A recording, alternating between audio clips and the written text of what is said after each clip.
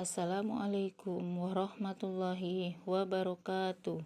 Perkenalkan, nama saya Aswa, SPDSD, calon guru penggerak angkatan 10 dari SD Negeri 4 Koba, Kabupaten Bangka Tengah, Kepulauan Bangka Belitung. Kali ini saya akan memaparkan aksi nyata modul 1.4 Budaya Positif. Berikut merupakan fasilitator saya yaitu Ibu Ahlia dan pengajar praktik yaitu Ibu Hamimatur Ropinga. Rancangan tindakan untuk aksi nyata. Latar belakang yaitu menurunnya nilai-nilai kebajikan universal siswa kelas 4 fase B SD Negeri 4 Koba. Dengan tujuan yaitu terbentuknya karakter murid yang selalu menerapkan budaya positif. Adapun tolak ukurnya yaitu terbentuknya keyakinan kelas dan perubahan positif pada murid. Dengan lini masa sebagai berikut. 1. Berkoordinasi dengan kepala sekolah dan guru sejawat terkait dengan budaya positif dan keyakinan kelas. Yang kedua, menentukan jadwal membuat keyakinan kelas. Yang ketiga, bersama siswa kelas 4 membuat keyakinan kelas. 4. Memperkenalkan keyakinan kelas di dinding-dinding kelas. Kemudian yang kelima, melakukan evaluasi dan refleksi. Adapun dukungan dalam rancangan aksi nyata ini, yang pertama yaitu kepala sekolah, kemudian yang kedua guru kelas, guru mata pelajaran, baik mata pelajaran pendidikan agama Islam, PJOK, guru mulok maupun guru bahasa Inggris. Yang kedua murid, kemudian orang tua, kemudian perlengkapan membuat keyakinan kelas seperti karton, spidol, kertas, dan lain-lainnya. Berikut ini merupakan kegiatan diseminasi di sekolah mengenai pemahaman dan pengalaman budaya positif. Diseminasi budaya positif SD Negeri 4 Koba, Kabupaten Bangka Tengah oleh Aswa, SPDSD, calon guru penggerak tahun 2024. Bismillahirrahmanirrahim. Assalamualaikum warahmatullahi wabarakatuh. Waalaikumsalam warahmatullahi wabarakatuh. Alhamdulillah, puji syukur marilah kita panjatkan kehadiran Allah Subhanahu wa taala karena pada pagi menjelang siang ini kita dapat berkumpul di ruang kelas 4 dalam acara diseminasi calon guru penggerak angkatan 10 Kabupaten Bangka Tengah. Salawat serta salam marilah kita tujukan kepada Nabi besar kita Nabi Muhammad SAW beserta para sahabat dan pengikutnya telah hingga akhir zaman. Amin ya rabbal alamin. Yang saya hormati ibu kepala sekolah ataupun yang mewakili yang pada pagi hari ini tidak berkesempatan hadir karena ada beberapa kegiatan yang sangat mendesak. Yang saya hormati rekan-rekan guru hebat SD Negeri 4 Koba serta tenaga kependidikan yang turut bergabung dalam kegiatan pagi hari ini. Mohon izin rekan-rekan semua, saya ingin menyampaikan, ingin berbagi, bukan mengajari Bapak Ibu guru di sini. Saya ingin berbagi apa yang saya dapatkan selama pelatihan mengikuti CGP Angkatan 10 selama kurang lebih sudah 2 bulan. Mungkin hanya sebagian kecil materi yang akan saya sampaikan kepada rekan-rekan. Semoga apa yang saya sampaikan ini bisa bermanfaat untuk diri kita sendiri, terutama diri saya, kemudian dan nantinya bisa kita aplikasikan kepada anak-anak didik kita. Ibu Cici bisa di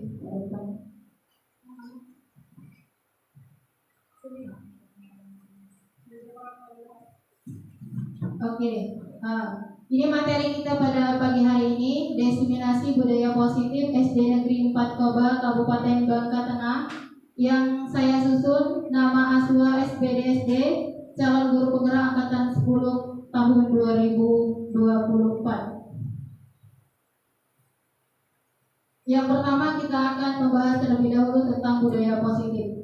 Budaya positif adalah nilai-nilai atau keyakinan-keyakinan dan kebiasaan-kebiasaan di sekolah yang berpihak pada murid agar murid dapat berkembang menjadi pribadi yang kritis, penuh hormat dan tanggung jawab. Ini harapan kita kepada murid-murid kita.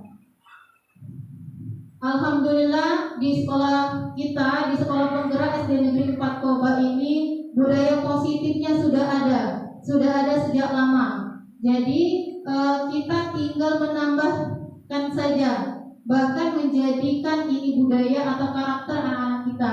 Seperti yang sudah saya dokumentasikan, yang pertama itu ketika anak-anak diantar oleh orang tuanya ke sekolah, kita sudah terbudaya, sudah kebiasaan menyambut anak-anak di pagi hari dengan menunggu di pintu gerbang. Seperti situ ditugaskan oleh guru piket yang sudah disusun di awal tahun. Kemudian budaya positif yang berikutnya yaitu mengadakan operasi semut. Nah, setiap pagi anak-anak ini sebelum masuk ke kelas mengadakan operasi semut. Jadi untuk mengambil sampah yang ada di sekitar kelas masing-masing. Setelah itu anak-anak terbiasa dengan sholat duha. Nah, ini salah satu budaya positif untuk menerapkan P5 di dimensi yang pertama yaitu beriman dan bertakwa terhadap Tuhan Yang Maha Esa dan berakhlak mulia. Kemudian yang ke foto selanjutnya yaitu kebiasaan pagi. Nah, di dalam kebiasaan pagi ini banyak sekali edukasi yang disampaikan baik oleh guru piket maupun dari kepala sekolah. Kemudian yang berikutnya berdoa. Nah, di sini berdoa sebelum dan sesudah melakukan kegiatan, baik kegiatan belajar maupun kegiatan makan siang bersama. Kemudian selanjutnya ada gotong royong. Nah, budaya gotong royong ini bukan hanya untuk membersihkan kelas. Kita banyak sekali mulai dari siswa, gotong royong paguyuban, gotong royong guru ini sudah sangat membudaya sekali di SD Negeri 4 Koba ini. Nah, dari dokumen budaya positif ini tinggal kita bagaimana menerapkannya ke anak-anak, terutama ke dalam diri kita sendiri terlebih dahulu. Mohon maaf sebelumnya Bapak Ibu bukan mengajari, jadi mari kita bersama. Nah, di sini sebagai seorang guru hendaknya memiliki kemampuan dalam mewujudkan budaya positif di sekolah, yaitu dengan menerapkan konsep-konsep sebagai berikut. Yang pertama, ada 7 konsep yang saya ambil. Sebenarnya masih ada beberapa, tapi saya ambil hanya 7 konsep. Ini yang akan kita terapkan, akan belajar saya terapkan terlebih dahulu. Yang pertama, pembelajaran dengan paradigma baru, kemudian disiplin positif, kebutuhan dasar manusia, motivasi perilaku manusia, keyakinan kelas, posisi kontrol, dan segitiga restitusi. Nah, semua ini akan kita bahas, tapi sedikit materinya. Kita lebih ke penerapannya nanti. Kita yang pertama terlebih dahulu, pembelajaran dengan paradigma baru. Nah, pembelajaran dengan paradigma baru ini dirancang berdasarkan prinsip pembelajaran berdiferensiasi. Saya yakin Bapak dan Ibu guru sudah mengajar dengan berdiferensiasi. Jadi, kita sudah belajar dengan paradigma baru seperti yang disampaikan dalam materi ini. Tinggal kita mempertahankan pembelajaran kita yang berdiferensiasi, sehingga setiap siswa belajar sesuai dengan kebutuhan dari tahap perkembangannya untuk mewujudkan profil pelajar Pancasila. Saya yakin karena kita sudah mengadakan workshop kemarin tentang pembelajaran berdiferensiasi dan langsung praktek untuk pembuatan modul ajarnya oleh pengawas Kecamatan Koba. Kemudian yang kedua, disiplin positif. Disiplin positif adalah cara penerapan disiplin yang mengajarkan anak bertanggung jawab dan menumbuhkan kesadaran diri berdasarkan nilai-nilai kebajikan. Nah, disiplin positif ini lebih ke arah disiplin diri pada diri anak-anak agar dapat mengontrol dalam melakukan segala tindakan. Kemudian disiplin positif ini dapat memahami, anak-anak itu dapat memahami dan menyadari motivasi dari dalam dirinya sendiri maupun dari luar. Selanjutnya yang ketiga, kebutuhan dasar manusia. Ini yang harus kita pahami Bapak Ibu ya. Kebutuhan dasar manusia, khususnya kebutuhan dasar anak-anak kita. Kadang kita ada beberapa yang kita terlewatkan dari kebutuhan dasar anak-anak. Kebutuhan dasar manusia adalah kebutuhan yang harus dipenuhi pada diri seseorang, terutama pada anak, pada murid peserta didik kita. Yang pertama, bertahan hidup. Untuk bertahan hidup ini mungkin dari orang tuanya. untuk memberikan makanan dan lain sebagainya agar bisa bertahan hidup. Kemudian kasih sayang dan rasa diterima. Kadang anak-anak kita di sekolah mendapatkan kasih sayang gurunya, tapi di rumah tidak mendapatkan kasih sayang gurunya. Nah, ini harus kita sadari, harus kita tahu bahwa kebutuhan dasar manusia, terutama kebutuhan dasar anak, yaitu tentang kasih sayang. Jadi kasih sayang harus kita lebihkan kepada anak-anak, terutama kepada peserta didik kita. Kadang latar belakangnya yang keluarganya mohon maaf berkumpul misalnya seperti itu. Jadi di rumah mereka sudah kekurangan kasih sayang, maka kita lebihkan kasih sayangnya di sekolah. Kemudian penguasaan, nah, anak-anak itu kadang pengen merasa berkuasa di sekolah, makanya dia kalau di sekolah itu merasa misalnya paling besar, jadi bisa ke teman-temannya bagaimana. Nah, di sini memang itu kebutuhan dasar manusia, tapi bisa kita kontrol bagaimana bagusnya. Kemudian kebebasan. Kadang anak-anak kita kasih tugas maunya bebas. Bu, boleh ya tugasnya dikumpulnya besok saja. Seperti itu. Padahal lagi latihan sekarang. Artinya anak-anak itu memang pada dasarnya memiliki kebutuhan bebas. Kita saja membutuhkan kebebasan. Misalnya hari Jumat bebas pakai baju apa. Jadi kan kita butuh juga kebebasan. Kemudian yang terakhir kesenangan. Nah, kesenangan ini salah satu speakis ya, butuh kesenangan. Misalnya nih, seperti kita sekarang kelas 6 sudah selesai, kita butuh kesenangan. Misalnya dengan study tour ya, keluar refleksi, seperti itu butuh kesenangan. Ya, kesenangan itu bukan hanya tentang material saja. Banyak kesenangan yang lainnya. Kemudian yang keempat tentang motivasi perilaku manusia. Nah, motivasi perilaku manusia ini ada dua. Yang pertama motivasi eksternal, artinya dari luar. Kemudian motivasi internal, nanti akan kita bahas selanjutnya. Nah, banyak anak-anak kita ini terletak di sini Bapak Ibu. Motivasi eksternal. Misalnya nih, di sini ada untuk menghindari tindakan atau hukuman. Misalnya anak-anak datangnya hari Senin itu kita masuk jam 7 pagi. Misalnya dia datangnya sebelum jam 7, jam 6.45. Kenapa anak ini datangnya pagi? Dia ini karena merasa takut dihukum. Takut dihukum di luar gerbang misal terlambat seperti itu. Dia bukan kesadaran dari dalam dirinya. Karena takut akan hukuman, berarti itu motivasinya secara eksternal dari luar. Motivasinya karena takut terlambat. Kemudian yang berikutnya mendapatkan penghargaan. Nah, pengen dipuji. Oh, bagus sekali datangnya pagi. Ternyata itu juga kurang bagus. Terlalu anak mendapat pujian itu ternyata kurang bagus juga. Itu salah satu, misalnya dia datangnya pagi, pengen dipuji oleh seseorang, oleh guru atau oleh siapa yang ada di sekolah di setempat seperti itu termasuk motivasi eksternal. Nah, hendaknya kita memberikan motivasi secara internal kepada peserta didik kita, yaitu untuk menjadikan seseorang yang mereka inginkan menghargai diri mereka sendiri. Artinya misalnya anak-anak itu datang ke sekolah pada hari Senin itu jam saya akan coba untuk tidak lupa menyetel alarm saya, Bu. Baik, kalau kalian lupa menyetel alarm di rumah, ada orang Kumati yang paket. bisa bantu mengingatkan. Kumatikan paketnya. Iya, Ada Bu. Tahu lah, aku pas datang pas KMA. telepon. Ada lagi selain KMA. Selain KMA, ada ibu saya. Baik, jadi yang mengingatkan Naren adalah KMA dan ibu kalian. Kira-kira akan mulai set alarm kapan nih Naren? Setelah pulang sekolah, akan segera saya lakukan. Baik, jadi Naren akan setel alarm untuk bangun besok pagi dan akan diingatkan oleh kakak dan ibunda Naren ya. Ada lagi yang mungkin perlu dilakukan Naren agar tidak terlambat bangun lagi? Tidak ada, Bu. Baik Naren, terima kasih untuk kerjasama kamu. Sekarang kamu perlu kembali ke kelas untuk belajar. Baik, Bu. Terima kasih.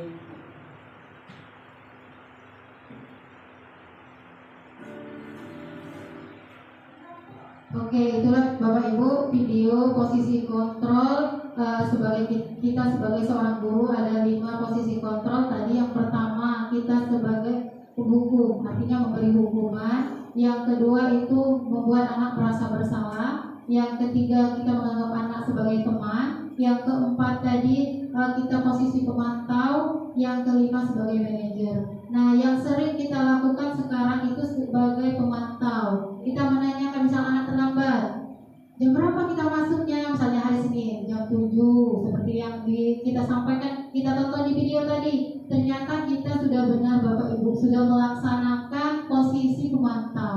Tapi lebih idealnya kita memakai posisi manajer seperti yang ada pada video tadi. Mari bersama Bapak Ibu kita belajar mencoba.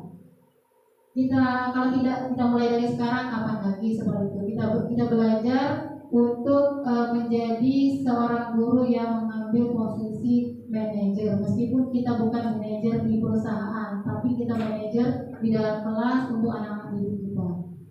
Kemudian lanjut materinya, segitiga restitusi. Nah, dalam penyelesaian masalah yang disampaikan pada posisi yang kelima tadi, yaitu posisi manajer, dia menerapkan segitiga restitusi. Nah, saya baru inilah Bapak Ibu mengenal segitiga restitusi itu apa. Jadi segitiga restitusi itu adalah proses menciptakan kondisi bagi peserta didik untuk memperbaiki kesalahan mereka sehingga mereka tidak kembali pada kelompok mereka dan karakter yang lebih kuat. Nah, segitiga restitusi ini ada 3 tahapan. Yang pertama, menstabilitaskan identitas, kemudian validasi tindakan yang salah, kemudian yang ketiganya menanyakan keyakinan kelas seperti yang sudah disampaikan.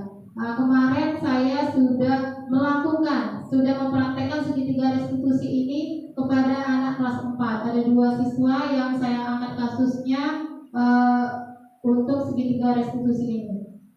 Mohon nanti saran dan masukannya Bapak Ibu. Untuk setelah ini kita menyaksikan video yang sudah saya buat tentang segitiga restitusi dengan anak kelas 4 SD Negeri 4 Koba ini.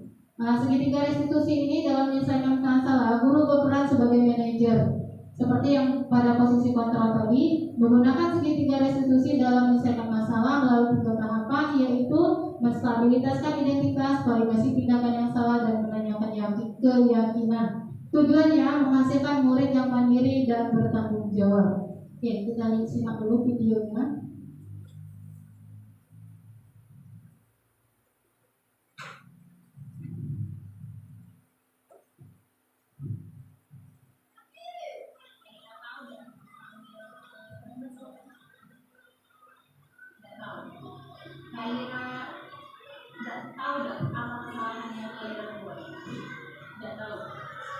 Ibu perhatikan Haira 2 hari ini, ya, hari Senin dan hari Selasa.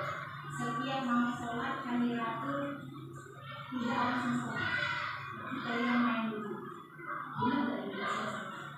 Hari Senin Haira orang sibuk bersama mau sholat Haira untuk benar. Hari Selasa Haira orang kelas mulai sholat masih yang main mau duduk di luar, akhirnya sholat itu mulai. Benar. Kira-kira saya melakukan itu salah nggak? Salah. Saya sadar nggak kalau itu yang saya lakukan salah? Bisa apa kesalahan?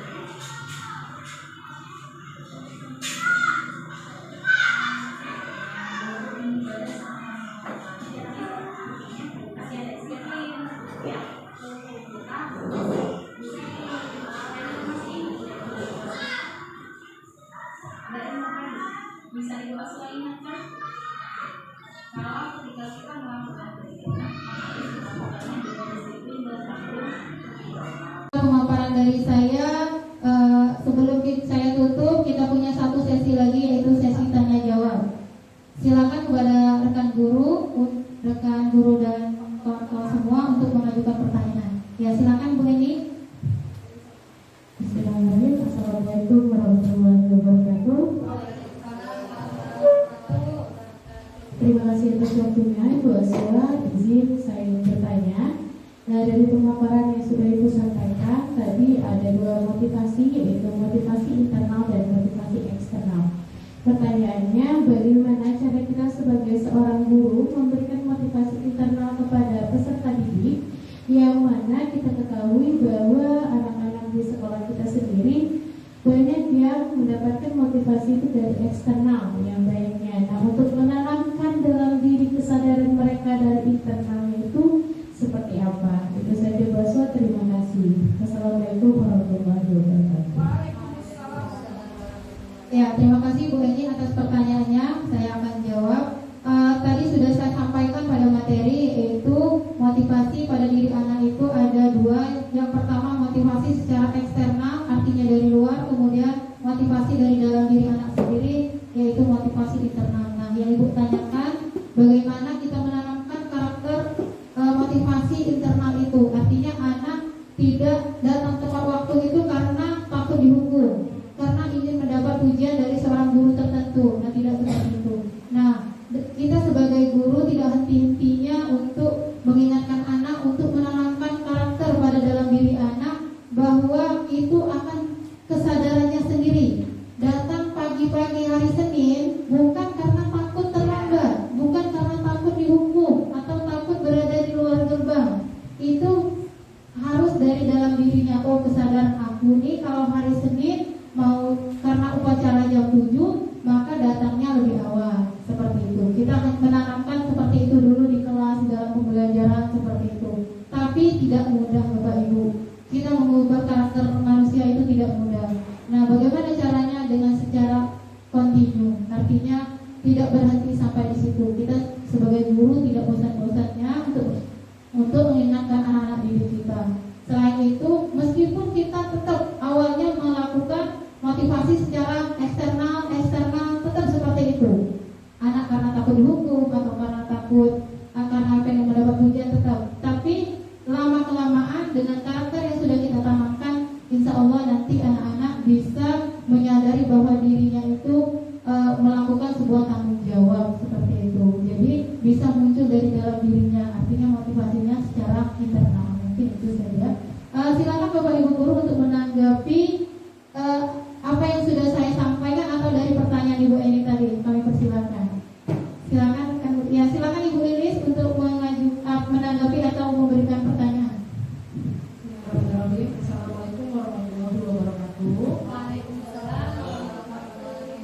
Jadi menanggapi dengan tentang apa yang sudah Ibu Aswa sampaikan, saya setuju Bu, karena saya juga pernah dengar satu ceramah dari salah satu ustadz yang saya ikuti bahwa misalnya nih dalam pelaksanaan ibadah itu memang harus dipaksakan. Kenapa harus dipaksakan? Dari kita memaksakan kita harus, akhirnya kita terbiasa. Nah, seperti itu juga halnya kalau kita menanamkan suatu karakter kepada peserta didik kita. Ketika kita menanamkan suatu disiplin positif ya, yang mungkin mereka akan merasa awalnya keras, tapi lama-kelamaan itu akan menjadi kebiasaan yang baik untuk mereka ke depannya. Saya setuju dengan itu. Demikian. Ya, terima kasih Bu Lilis atas tanggapannya mengenai materi budaya positif. Artinya kita itu sudah terbiasa dulu, nanti akan dengan mudah, bukan lagi kewajiban, tapi sudah kebiasaan, sudah menjadi karakter. Ya, silakan Pak Sudarno menanggapi lagi atau bertanya, kami persilakan. Mungkin kayak gini ya, untuk yang CDP ya atau PMM ini, adanya PMM itu juga banyak sekali positifnya, sisi positifnya. Salah satunya mungkin di laporan PMM kita itu kan ada namanya laporan dokumen, kelengkapan dokumennya itu salah satunya adalah guru tiket kan. Nah, itu guru tiket. Mungkin karena kemarin itu kita tidak tahu alurnya seperti apa, laporan guru tiket itu seperti apa, mungkin hanya comot-comot saja kan, harus dikumpulkan. Mungkin ada baiknya untuk tahun ajaran baru nanti kira-kira kita bikinlah kesepakatan kita untuk membuat buku tiket. Artinya buku tiket itu laporannya itu berarti kan di situ ada catatan siapa siswa yang tepat waktu, siapa siswa yang sering terlambat. Artinya nantinya ada kita ulangi lagi nanti untuk bulan depannya itu siapa yang sering seperti itu. Jadi ibaratnya kalau ada catatan seperti itu kan si A ini, baru kita berikan kayak kata dua tadi restitusi tadi itu. Tapi kalau seandainya di restitusi itu berhasil, ya berarti penerapan ini berhasil. dia mengulangi lagi, tidak ada perubahan sama sekali dari bukti tadi. Nah, tapi kalau cuma sekedar ibaratnya si Anda sering terlambat, tapi nggak ada bukti, kan susah. Seperti ada pencuri sering mangga apa segala macam. Kalau tidak ada buktinya kan susah. Nah, seperti itu. Sama halnya dengan masalah yang di dalam kelas itu, masalah yang siswa yang tidak pernah bikin bukan tidak pernah bikin tugas, tapi selalu terlambat bikin tugas. Nah, itu juga harus ada catatan dari guru kelas 1 nanti dilimpahkan ke kelas 2. Oh, ini loh catatan bahwa si A ini seperti ini perilakunya. Seperti yang kita bahas kemarin kan, si Eni kemarin kan di kelas Eni. Oh, ini perilaku yang harus diantisipasi oleh di kelas 6 nanti si A. Jadi sudah ada catatannya apa? Seperti halnya anak kelas 6 mau ke SMP, otomatis orang SMP itu akan bertanya ke sekolahnya si A ini bagaimana. Biasanya seperti itu. Itu sekedar maksud artinya ada buku atau bukti-bukti seperti itu. Dengan tampilan itu. Seperti itu mungkin. Apa masukannya atau apalah. Ya, terima. Assalamualaikum warahmatullahi wabarakatuh. Saya Mary Fitriar selaku Kepala Sekolah Penggerak SD Negeri 4 Koba. Selaku Kepala Sekolah, saya mengamati hasil paparan praktik baik Ibu Aswa selaku calon guru penggerak.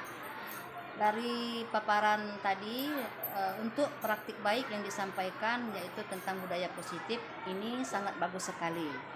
Kenapa? Budaya positif ini harus dimulai sejak dini, supaya semua karakter yang baik bisa diterapkan di sekolah penggerak SD Negeri 4 Koba. Nah, sebelum CGP ada di SD Negeri 4 Koba ini, kami selaku sekolah penggerak sudah melaksanakan budaya positif ini. Tetapi dengan adanya atau dengan masuknya CGP di SD Negeri 4 Koba, budaya positif ini diharapkan lebih meningkat lagi. Nah, kita lebih mengarah kepada praktek di lapangan. Jadi begitu teori kita dapat, praktek kita laksanakan sehingga GTK dan siswa-siswa kita bisa menerapkan budaya positif dengan baik, insya Allah benar, demi meningkatkan hasil belajar peserta didik di Satuan Pendidikan Sekolah Penggerak SD Negeri 4 Koba. Terima kasih. Wassalamualaikum warahmatullahi wabarakatuh. Assalamualaikum warahmatullahi wabarakatuh. Perkenalkan, saya Enie Vitasari, guru kelas 5 SD Negeri 4 Koba. Menurut saya, penampilan dari Bu Aswa yang telah mempresentasikan disiplin positif dengan sangat baik dan kami sangat menerima materi itu secara nyata. Cukup sekian, terima kasih. Wassalamualaikum warahmatullahi wabarakatuh. Assalamualaikum warahmatullahi wabarakatuh. Perkenalkan, saya Ade Imansa Nasution. Saya guru kelas untuk saat ini mengampu mapel bahasa Inggris dan muatan lokal berupa pertanian sayuran. Jadi dari menanggapi hasil diseminasi yang dilakukan oleh Ibu Aswa selaku calon guru penggerak angkatan 10, saya menanggapinya sangat positif. Jadi dari hasil tersebut saya selaku guru bisa mengambil beberapa pelajaran yang mungkin belum saya dapatkan, seperti misalnya segitiga restitusi. Itu nanti kita coba akan gali lagi ya, karena kemarin mungkin waktunya juga agak terbatas. Kemudian ilmu-ilmu yang lain seperti disiplin positif yang harus diterapkan ke siswa. Juga kita sebagai guru ada fungsi sebagai manajerial di situ. Nah, itu juga sangat menarik bagi saya pribadi. Intinya teruskan kegiatan-kegiatan positif dan penerapannya, alangkah bagusnya itu bisa diimplementasikan oleh seluruh guru-guru kelas yang ada di SD Negeri 4 Koba ini. Ya mungkin itu saja dari saya, pesan moral tetap semangat Bu Aswa untuk menjadi guru penggerak ya, karena statusnya saat ini masih calon guru penggerak. Mudah-mudahan saya berharap Ibu Aswa bisa lulus menjadi guru penggerak dan menjadi aset guru-guru penggerak yang ada di Kabupaten Bangka Tengah. Baiklah, itu saja dari saya. Wassalamualaikum warahmatullahi wabarakatuh. Assalamualaikum warahmatullahi wabarakatuh. Perkenalkan, nama saya Sudarno. Saya mengajar guru agama Islam PAI, mata pelajaran PAI. Di sini kami telah mendapatkan materi dari Ibu Aswa selaku CGP angkatan ke-10 seperti itu, dimana Bu Aswa ini mengangkat tentang budaya positif. Artinya budaya positif itu sendiri kalau bisa diartikan kita melakukan hal-hal yang sifatnya positif seperti itu untuk kemajuan siswa itu sendiri. Nah, terus materi yang disampaikan oleh Ibu Aswa sendiri tentang budaya positif sangat bagus sekali, terus bermanfaat bagi kami juga sebagai guru, yang mana memang kami tidak sedikit banyaknya memang telah mendengarkan apa itu budaya positif, tetapi di sini karena telah disampaikan oleh CGP sendiri, kami sangat bersyukur sekali. Walaupun di sini mungkin saya sebagai guru agama artinya tidak memegang kelas, tetapi sangat bermanfaat sekali untuk kedepannya. Bagaimana kalau di sini sendiri sih seperti penerapan piket seperti itu, mendisiplinkan siswa sesuai dengan waktu untuk masuk kelas itu atau masuk sekolah itu sesuai dengan waktu yang telah ditetapkan. Terus di situ juga Bu Aswa menyampaikan tentang bagaimana peraturan-peraturan itu harus ditaati dengan bermacam metode. Salah satunya adalah yang kami tangkap sendiri yang bagus itu, kita sebagai guru itu harus menerapkan sebagai manajerial. Itu yang bagus itu manajer, artinya manajer guru itu harus sebagai manajer. Nah, dan di sini mungkin kami mendengarkannya baru sekali ini ya, ternyata ada manajer. Nah, tapi kalau yang lain seperti menganggap siswa itu sebagai teman, itu hal yang biasa mungkin. Tetapi sebagai manajer memang itu yang tingkatan yang lebih tinggi. Artinya kita bisa mengerti bahwa kita ini guru dan siswa itu memang siswa, dan siswa itu harus mentaati peraturan. Artinya siswa itu dari segi kedisiplinan itu sendiri, kalau dari segi manajerialnya atau manajer sebagai manajer, artinya siswa itu kita berikan pertanyaan-pertanyaan, sifatnya itu tidak membentak siswa, atau sifatnya itu tidak membuat siswa itu takut, sehingga siswa itu sendiri ketika berangkat ke sekolah itu mereka merasa bahagia. Oh, ternyata gurunya itu baik sekali, seperti itu, dengan adanya budaya positif tadi. Nah, seperti itu mungkin kami sangat mengapresiasi sekali. Mungkin kedepannya butuh lagi apa materi yang perlu disampaikan lagi supaya sekolah ini sendiri bisa berdiri dengan baik dengan adanya budaya positif itu sendiri. Nah, mungkin itu yang bisa kami sampaikan. Untuk selanjutnya kepada Bu Aswa, teruslah berjuang, jangan sampai artinya di tengah jalan halangan dan rintangan itu biasa. Kami sebagai guru, saya sendiri guru mata pelajaran sangat mendukung sekali, terus maju. Kami akhiri, wassalamualaikum warahmatullahi wabarakatuh. Assalamualaikum warahmatullahi wabarakatuh. Perkenalkan, nama saya adalah Trinis Teorini. Saat ini saya mengampu di kelas 1 SD Negeri 4 Tuban. Alhamdulillah, kemarin Bu Aswa SPD telah melaksanakan diseminasi disiplin positif di sekolah kami. Pengaruh yang kami dapat adalah kami jadi memahami apa arti dari disiplin positif itu sendiri untuk kami para guru. Dan kami bisa melaksanakannya dengan baik bagi peserta didik kami, di mana kami bisa memahami apa yang menjadi kebutuhan peserta didik. Untuk disiplin positif ini alhamdulillah sudah kami laksanakan, dan dengan penguatan dari Bu Aswa kami jadi lebih memahami makna dari disiplin positif itu sendiri.